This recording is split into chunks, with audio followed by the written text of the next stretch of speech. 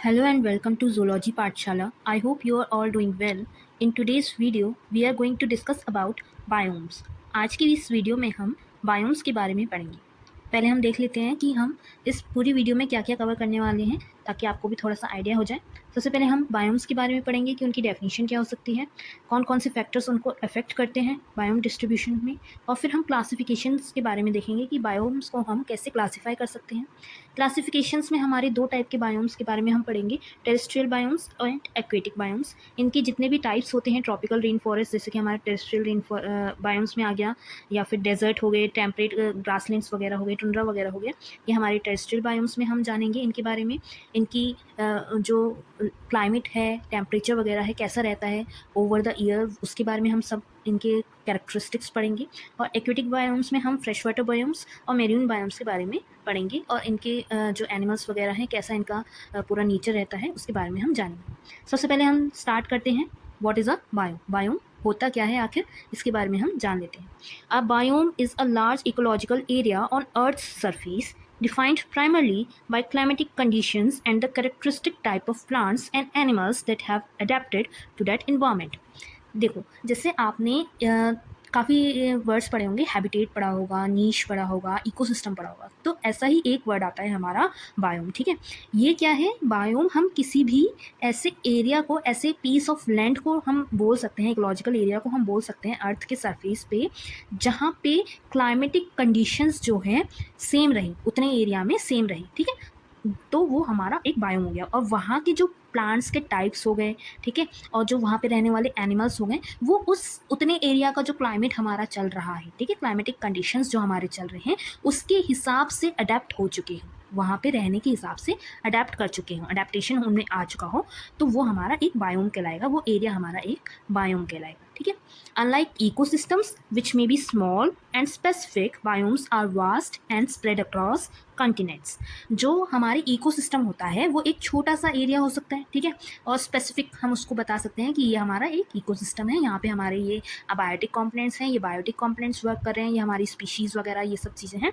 ठीक है, लेकिन बायोम्स की अगर हम बात करें तो ये बड़े मात्रा में जो है, कह लो कि बहुत बड़ा पीस ऑफ लैंड कह लो, या इसका जो स्प्रेड होता है वो बहुत ज़्यादा एरिया जो है ये कवर करते हैं। ठीक है, और ये हमारे कॉन्टिनेंट्स जो हैं उनको उसमें पूरे में फैले हुए हैं। The main factors determining a biome include temperature, rainfall, precipitation, जिसे हम बोल सकते हैं altitude, soil type and the amount of sunlight। अगर हम फैक्टर्स देखें कि एक बायोम में क्या क्या हमारे फैक्टर्स आ गए, जैसे कि इकोसिस्टम में हमारा अबायोटिक और बायोटिक कॉम्पोनेंट्स हम पढ़ते हैं, तो ऐसे बायोम्स में अगर हम फैक्टर्स देखें तो हमारा वहाँ का टेम्परेचर मैटर करता है। ठीक है, वहाँ का टेम्परेचर कैसा है उसके हिसाब से हम बायोम्स को डिफ्रेंशिएट कर पाएंगे। ठीक है, वहाँ पे प्रेसिपिटेशन, जो हमारी रेनफॉल हो रही है ओवर द ईयर, वो कितने उस मात्रा में हो रही है, वहाँ की रेनफॉल उसके ऊपर डिपेंड रहता है। ठीक है, वहाँ का एल्टीट्यूड क्या है, ठीक है, और वहाँ की सॉइल टाइप क्या है, वहाँ पे कितना अमाउंट में हमारी सनलाइट जो है ओवर द ईयर प्रेजेंट रहती है, या कितने मंथ्स के लिए प्रेजेंट रहती है, सीजन्स कैसे रहते हैं वहाँ के, तो ये सब चीज़ें हमारी जो है एक बायोम को डिफ्रेंशिएट करती है या फिर एक बायोम को डिटरमाइन करवाती है। ठीक है, अगर हम बायोम्स का कैरेक्टराइजेशन देखें तो इसको हम दो ग्रुप्स में कैरेक्टराइज करते हैं, जैसे कि अभी मैंने आपको बताया था, हमारे टेरेस्ट्रियल बायोम जिनको हम लैंड बेस्ड भी बोल सकते हैं, और एक्वेटिक बायोम जो हमारे की वाटर बेस्ड बायोम्स हो गए। अब सबसे पहले हम समझेंगे टेरेस्ट्रियल बायोम्स के बारे में। टेरेस्ट्रियल बायोम्स क्या होते हैं? ये हमारे ऑकर कहाँ होंगे? लैंड पे होंगे, ऑब्वियस सी बात है। ठीक है, और ये इन्फ्लुएंस्ड किससे होंगे? हमारे टेम्परेचर और रेनफॉल से। सबसे ज़्यादा यहाँ का टेम्परेचर और रेनफॉल जो है इन टेरेस्ट्रियल बायोम्स को, लैंड बायोम्स को जो है इन्फ्लुएंस करेगा, प्रभाव करेगा इन पे। अब इसके अगर हम टाइप्स के बारे में देखें टेरेस्ट्रियल बायोम्स में, तो सबसे पहले हमारा आ जाता है tropical rain forest. Tropical rain forest की अगर हम लोकेशन देखें कि हमारे अर्थ पे कहाँ पे हमारे ट्रॉपिकल रेन फॉरेस्ट प्रेजेंट्स हैं, तो ये हमारे इक्वेटर के पास में जो है हमारे ट्रॉपिकल रेन फॉरेस्ट प्रेजेंट होते हैं, जैसे कि हमारा अमेजोन बेसिन, कॉन्गो बेसिन, या फिर साउथ ईस्ट एशिया जो है हमारे ट्रॉपिकल रेन फॉरेस्ट में आ गए। ठीक है, अगर हम यहाँ की क्लाइमेट की बात करें तो यहाँ का hot and wet year round हो रहता है, कि कभी गर्म कभी ठंडा। ठीक है, ऐसे टाइप का हमारा पूरे साल भर क्लाइमेट जो है चलता है। एवरेज टेम्परेचर्स की अगर हम बात करें तो 25 to 30 डिग्री सेल्सियस जो है यहाँ का एवरेज टेम्परेचर रहता है। अगर हम रेनफॉल देखें, प्रेसिपिटेशन कितना हो रहा है, रेनफॉल कितनी हो रही है, तो वो 200 सेंटीमीटर से ज़्यादा जो है कि हमारी रेनफॉल जो है यहाँ पे हो जाती है एक साल में। एनुअली लिखा हुआ है, मतलब कि एक साल में 200 सेंटीमीटर से ज़्यादा रेनफॉल यहाँ पे देखने के लिए मिलती है। अगर यहाँ की वेजिटेशन की बात करें, प्लांटेशन की बात करें, तो यहाँ पे हमारे जो फॉरेस्ट है वो मतलब कि डेंस फॉरेस्ट होगा, बहुत घना फॉरेस्ट होगा, और वहाँ पे टॉल ट्रीज जो है हमारी प्रेजेंट रहेंगी, ठीक है। ब्रॉड लीव्ड होंगी evergreen trees forming multiple canopy layers. Canopy आप समझते हैं ना, कि जैसे हमारा जो सनलाइट है वो छोटी छोटी जगहों में से जो है पार हो, इतना डेंस होता है कि बस छोटी सी जगह में से ही पार हो पाती है सनलाइट, जो है कैनोपी एक जो है वो क्रिएट करती है, छाए जो है वो क्रिएट कर देती हैं ये ट्रीज जो है हमारी, ठीक है। Understory plants are shade tolerant. जो हमारे निचले ज़मीन पे जो छोटे छोटे प्लांट्स हैं वो हमारे जो छाया वाले प्लांट होते हैं, छाया में उग जाएँ ऐसे प्लांट्स जो हैं वहाँ पे होते हैं, ठीक है।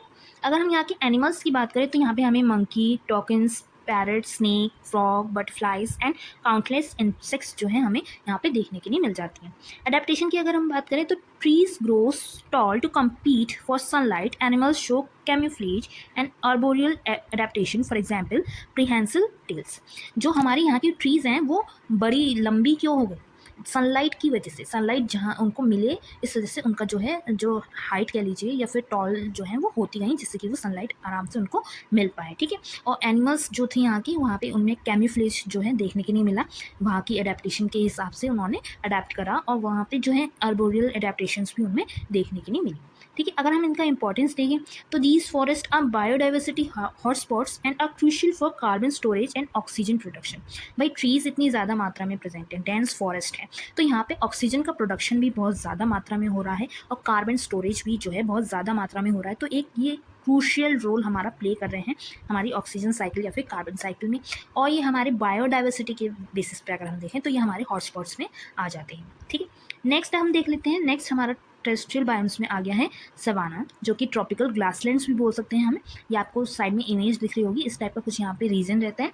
अगर इसकी हम लोकेशन की बात करें तो ये हमारे अफ्रीका में पाए जाते हैं, जैसे कि हमारे सेरेंगेटी या फिर साउथ अमेरिका में, या फिर कुछ पार्ट्स ऑफ इंडिया और ऑस्ट्रेलिया में भी हमें इस टाइप का जो है ट्रॉपिकल ग्रासलैंड वाला एरिया जो है हमें बायोम जो है हमें देखने के लिए मिल जाता है। अगर हम यहाँ की क्लाइमेट की बात करें, warm with a distinct wet and dry season, जो यहाँ का क्लाइमेट होगा गर्म होगा, मतलब कि गर्म भी नहीं कह सकते, मतलब गुनगुना या कह लो हल्का गर्म जो है ऐसा रहेगा, और इसमें डिस्टिंक्ट सीजन्स रहेंगे हमारे वेट क्लाइमेट का, और ड्राई सीजन्स जो है हमारे डिस्टिंक्ट रहेंगे, कि एक सूखा वाला सीजन है और एक नमी वाला सीजन है ना। और यहाँ पे जो रेनफॉल की अगर हम बात करें तो इसमें साल भर में 75 to 125 सेंटीमीटर जो है हमारी रेनफॉल देखने के लिए मिलती है। अगर यहाँ के हम वेजिटेशन की बात करें तो यहाँ पे जो है ग्रासेस ज़्यादा मात्रा में हमें देखने के लिए मिलेंगी, ठीक है, और उसके साथ साथ में कुछ ड्रॉट रेसिस्टेंट ट्रीज होंगी, जैसे कि एकेसिया। अब ये ड्रॉट रेसिस्टेंट ट्रीज क्या है, जैसे मान लो सूखा पड़ रहा है बहुत ज़्यादा, तो उसमें भी ये पनप पाए ऐसी ट्रीज हमें यहाँ पे देखने के लिए मिलेंगी। अगर हम यहाँ की एनिमल्स की बात करें तो यहाँ पे हमें लॉयंस, जेब्रास, जिराफ्स, एलिफेंट्स, हैनास या फिर एंटीलोप्स जो है हमें इस टाइप के एनिमल्स जो है हमें यहाँ पे देखने के लिए मिल जाते हैं। अगर यहाँ की एडेप्टेशंस की बात करें कि एनिमल्स ने, प्लांट्स ने क्या अडेप्ट करा, तो एनिमल्स जो है माइग्रेट कर जाते हैं यहाँ पे ड्राई सीजन के दौरान, ठीक है, वो किसी ठंडी जगह पे चले जाएंगे।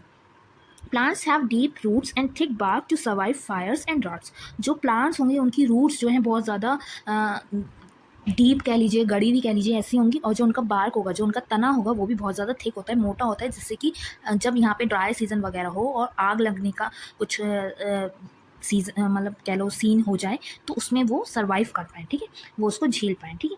इंपॉर्टेंस अगर हम देखें, supports large herbivore population and predators vulnerable to overgrazing and desertification.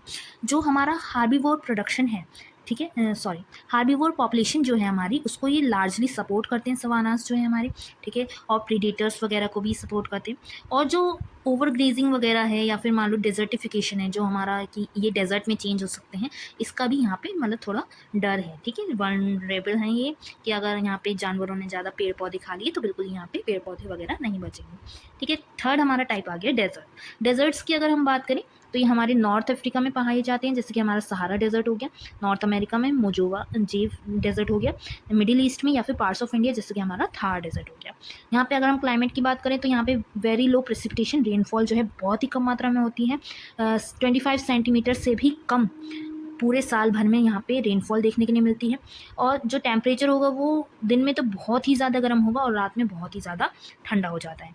अगर हम वेजिटेशन की बात करें तो यहाँ पे sparse, mainly cacti, succulents and thorny shrubs adapted for water conservation.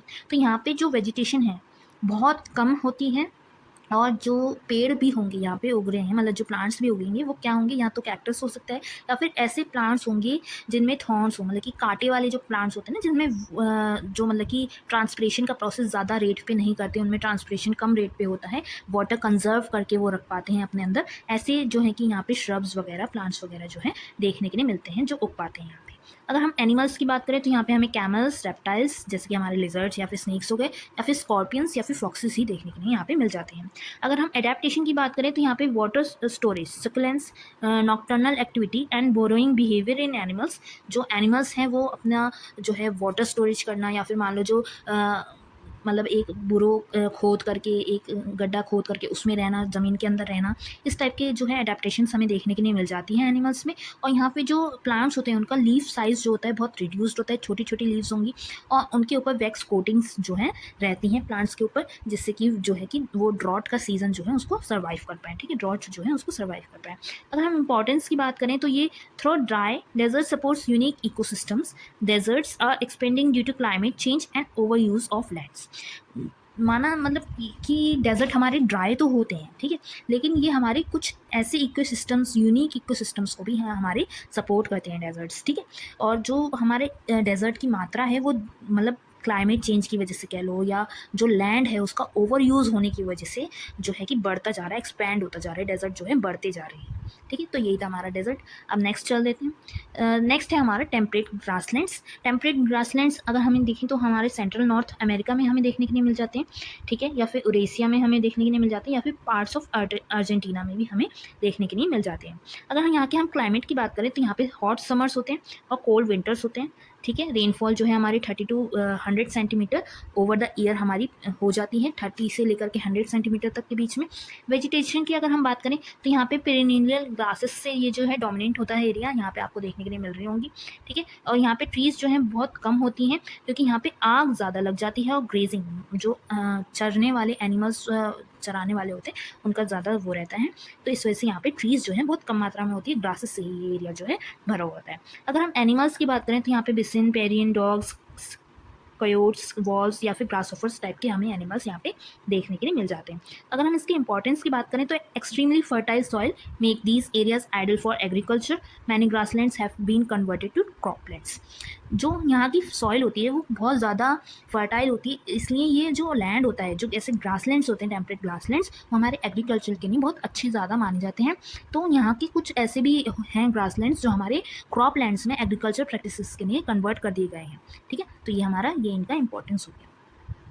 Next देख लेते हैं हमारे temperate deciduous forest. Temperate deciduous forest की अगर हम देखें तो ये हमारे eastern USA, Europe, east Asia या फिर parts of China and Japan में हमारे देखने के लिए मिल जाते हैं। यहाँ का अगर हम क्लाइमेट की बात करें तो यहाँ पे मॉडरेट रेनफॉल होती है, ना ज़्यादा बहुत ज़्यादा मात्रा में, ना ज़्यादा कम मात्रा में, ठीक है। 75 to 150 सेंटीमीटर पर ईयर हमारी ये रेनफॉल होती है।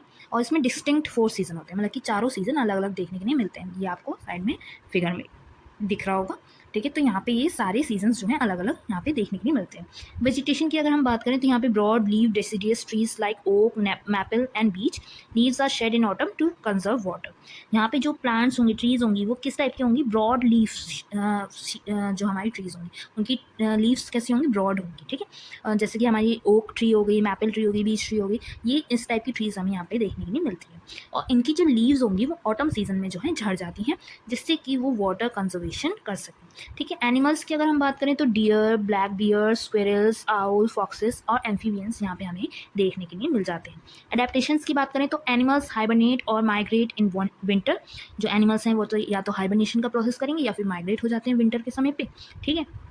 प्लांट्स में अगर हम अडेप्टेशन की बात करें तो trees store nutrients in roots during dormancy. जो ट्रीज़ हैं वो अपना खाना जो है, न्यूट्रिएंट्स जो है वो अपने रूट्स में जो है जमा करके रख लेती हैं, जब वहाँ पे ऐसा सीज़न हो कि वो खाना ना बना पाए, विंटर सीजन वगैरह में जब उनको मतलब कि खाना ना बन पाए उनका, ठीक है। इंपॉर्टेंस की अगर हम बात करें, these forest support a wide range of biodiversity and play role in nutrient cycle. अब ये जो फॉरेस्ट होते हैं ये एक बायोडाइवर्सिटी का बहुत बड़ा मतलब वाइड रेंज में हमारे को सपोर्ट कर रहे हैं, क्योंकि इसमें हमारे सारे सीजन टाइप के देखने के लिए मिल रहे हैं। तो अलग अलग स्पीशीज़ जो हैं जो ड्राई सीजन से हो सकती हैं वो विंटर सीजन में यहाँ पे आ जाएँ, यहाँ वाली स्पीशीज़ हमारी हाइबरनेशन वगैरह कर रही हैं। तो इस टाइप से बायोडाइवर्सिटी को भी सपोर्ट कर रहे हैं, और हमारी जो न्यूट्रिएंट साइकिल है उसमें भी ये सपोर्ट जो है कर रहे हैं। ठीक है। नेक्स्ट देख लेते हैं, हमारा है टाइगा। टाइगा क्या है, हमारी बोरियल फॉरेस्ट जो है, ये साइड में आपको एक इमेज दिख रही है यहाँ पे। ये हमारे कहाँ पाए जाते हैं, कनाडा, रशिया, स्कैंडिनेविया या फिर अलास्का में। ठीक है। इसका क्लाइमेट अगर हम बात करें इनकी, तो long harsh winters and short mild summers, snowfall is common. जो विंटर्स होगा वो बहुत लंबा होगा, ठीक है, और बहुत ज़्यादा हार्श होगा, मतलब कि बहुत ज़्यादा मात्रा में रेनफॉल वगैरह जो है हमें देखने के लिए मिल रही है। ठीक है, स्नोफॉल सॉरी। और जो समर्स होंगे वो शॉर्ट होंगे और हल्की फुल्की गर्माहट वाले, मतलब ऐसे होंगे, ज़्यादा गर्मी वहाँ पे नहीं होगी। ठीक है, स्नोफॉल यहाँ पे कॉमन रहती है, स्नोफॉल होगी ही। वेजिटेशन की अगर हम बात करें, डोमिनेटेड बाय कॉनिफेरस ट्रीज, जैसे कि हमारा पाइन, स्प्रस या फिर हो गया विथ निडल लाइक लीव्स। जो हमारी निडल लाइक लीव्स वाली ट्रीज होती हैं, ठीक है, पाइन ट्री वगैरह, तो ऐसी ट्रीज़ यहाँ पे ज़्यादा मात्रा में हमें देखने के लिए डोमिनेट जो है यहाँ पे इस लैंड पे रहती हैं। ठीक है। एनिमल्स की अगर हम बात करें, तो यहाँ पे मूज, लिनेक्स, बियर्स, स्नो शू, हेयर्स या फिर वॉल्व्स टाइप के एनिमल्स हमें यहाँ पे देखने के लिए मिल जाते हैं। अगर हम एडेप्टेशन की बात करें, तो यहाँ पे ट्रीज़ जो हैं कोनिकल शेप की होती हैं, जिससे कि स्नो जो है उन पे से झड़ पाए आराम से, उनका शेप जो है कोनिकल हो जाता है। ठीक है। एनिमल्स की अगर हम बात करें, तो यहाँ पे उनका फर जो होगा वो बहुत थिक होगा, और फैट भी जो है थिक होगा, फैट भी उनकी बॉडी पे जो है जमा रहेगा, जिससे कि वो सर्दी जो है उसको झेल पाएँ। ठीक है। इंपॉर्टेंस की अगर हम बात करें, तो ये लार्जेस्ट लैंड बायोम में आ जाते हैं हमारे। ठीक है। ये मैसिव अमाउंट ऑफ हमारा कार्बन जो है उसको स्टोर करने का काम करते हैं, चाहे वो सॉइल में हो या फिर ट्रीज में। ठीक है। तो ये था इसका इंपॉर्टेंस। नेक्स्ट हम देख लेते हैं, नेक्स्ट है हमारा टुंड्रा। टुंड्रा में आप ये देख सकते हैं स्नोई पूरा हमारे को लैंड वगैरह कवर दिख रहा है, तो ये ऐसा ही लैंड होता है जहाँ पे स्नो से पूरा ये कवर्ड रहता है। ठीक है। इसका अगर हम लोकेशन देखें, तो हमारे जो आर्टिक रीजन्स हो गए, जैसे कि आर्टिक टुंड्रा, ठीक है, या फिर हाई माउंटेन एलिवेशंस जो हो गए, जो हमारा एल्पाइन टुंड्रा हो गया। ठीक है। अगर हम इसकी क्लाइमेट की बात करें, एक्सट्रीमली कोल्ड होता है, परमाफ्रॉस्ट होता है, मतलब कि परमानेंटली फ्रोजन सॉइल होती है। ये दिख रही है ना आपको, ये यहाँ पे सॉइल जो है वो बर्फ़ से जम गई है। ठीक है, पूरी तरह से ही जम गई है, और यहाँ पे जो रेनफॉल होगी वो कम होगी, रेनफॉल कम होगी और स्नो से ये पूरा भरा रहेगा। वेजिटेशन की अगर हम बात करें, तो यहाँ पे mosses, lichens, grasses and small shrubs, छोटे छोटे ट्रीज जो हैं, श्रब्स जो हैं, ट्रीज तो नहीं कहेंगे, श्रब्स हो गए, ग्रासेस हो गए, या फिर लाइकेंस वगैरह जो हो गए हमारे, वो हमें यहाँ पे वेजिटेशन, उस टाइप की प्लांटेशन जो है हमें देखने के लिए मिलती है। अगर हम यहाँ पे एनिमल्स की बात करें, तो हमारे polar bears, arctic foxes, caribou, snowy oils, sorry snowy owls या फिर मस्क ऑक्सिन जो है हमें यहाँ पे देखने के लिए मिल जाते हैं। अडेप्टेशन की अगर हम बात करें, तो यहाँ पे जो एनिमल्स होंगे इनका फर जो है थिक होगा, बहुत मोटा होगा, फैट जो है वहाँ पे जमा रहेगा। ठीक है। ज़्यादा ठंडी की उसमें वो माइग्रेशन या हाइबरनेशन का प्रोसेस करते हैं, अडेप्टेशन उनमें ये चीज़ है। ठीक है। प्लांट्स की अगर हम बात करें, तो वो ग्राउंड के पास में ही रहेंगे, जो ग्राउंड है उससे ज़्यादा ऊँचे नहीं उगते हैं, ग्राउंड के पास में ही रहेंगे, छोटे छोटे प्लांट्स होंगे। ठीक है। और वो रिप्रोडक्शन का प्रोसेस जल्दी जल्दी करेंगे, तो ये उनकी एडेप्टेशन हो गई। इंपॉर्टेंस की अगर हम बात करें, तो ये फ्रेजाइल इकोसिस्टम्स में आ गया एक तरह से, और ये ग्लोबल वार्मिंग के मतलब ज़्यादा बढ़ने की वजह से ये उससे मतलब सेंसिटिव है, उसकी वजह से ये खतरे में भी आ सकता है, या फिर जो इसकी जो सॉइल वगैरह है, या मान लो जो इस पर पूरा स्नो जो है वो पिघल सकती है ग्लोबल वार्मिंग की वजह से, तो इस टाइप का यहाँ पे रीजन रहता है। ठीक है। ये थे हमारे टेरेस्ट्रियल बायोम्स। अब नेक्स्ट हमारे आ गए एक्वेटिक बायोम्स। एक्वेटिक बायोम्स में अगर हम बात करें, तो ये हमारे वाटर बेस्ड होते हैं। ठीक है। इनको हम दो कैटेगरीज में क्लासीफाई कर सकते हैं, एक फ्रेश वाटर, एक मेरीन इकोसिस्टम्स के बेसिस पे। फ्रेश वाटर हमारा जो है कि ताज़ा पानी कह सकते हो, जिसमें सैलिनिटी कम होती है, खारापन कम होता है, और मेरीन में हमारा जो ओशंस वगैरह आ गए वो आ गए, जिनमें सैलिनिटी ज़्यादा होती है। तो फ्रेश वाटर बायोम्स की अगर हम बात करें, तो इसमें हमारे 4 टाइप्स के फ्रेश वाटर आ गए। ये आपको देखने के लिए साइड में दिख रहे होंगे, लेक्स आ गई, रिवर्स आ गए, पॉन्ड्स आ गए, या फिर वेटलैंड्स आ गए। ठीक है। अब इसकी सैलिनिटी की अगर हम बात करें, खारेपन की हम बात करें, तो यहाँ पे सैलिनिटी बहुत कम होती है, कम खारेपन होता है। वेजिटेशन की अगर हम बात करें, तो यहाँ पे algae, floating plants, rooted aquatic vegetation, जो एल्गी है वो देखने के लिए मिल जाएगी, या फिर जो पानी में तैरने वाले प्लांट्स होते हैं, इस टाइप के प्लांट्स देख लेंगे, या फिर जो पानी के अंदर रूट वाले जो प्लांट्स होते हैं, उस टाइप की हमें वेजिटेशन देखने के लिए यहाँ पे मिल जाती है। एनिमल्स की अगर हम बात करें, तो यहाँ पे हमें frogs, fresh water fishes, for example trout या फिर कैटफिश, या फिर इंसेक्ट्स और एम्फीबियंस भी हमें यहाँ पे देखने के लिए मिल जाते हैं। अगर हम इनके इंपॉर्टेंस की बात करें, तो fresh water biomes are essential for drinking water, agriculture and acts as nurseries for many species. जो हमारा ड्रिंकिंग वाटर है वो भी हमें इन चारों टाइप के फ्रेश वाटर इकोसिस्टम्स कह लो, बायोम्स कह लो, इनसे ही मिल रहा है।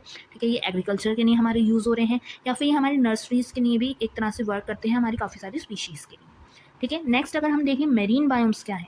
मेरीन बायोम्स हमारे जो ओशियंस हो गए, कोरल रीफ्स हो गए, या फिर स्टेरीज हो गए, वो हमारे मेरीन बायोम्स में आ गए। यहाँ की सैलिनिटी जो है हाई रहती है। ठीक है। एवरेज अगर हम देखें, तो 3.5% इसमें जो है खारापन जो है पाया जाता है।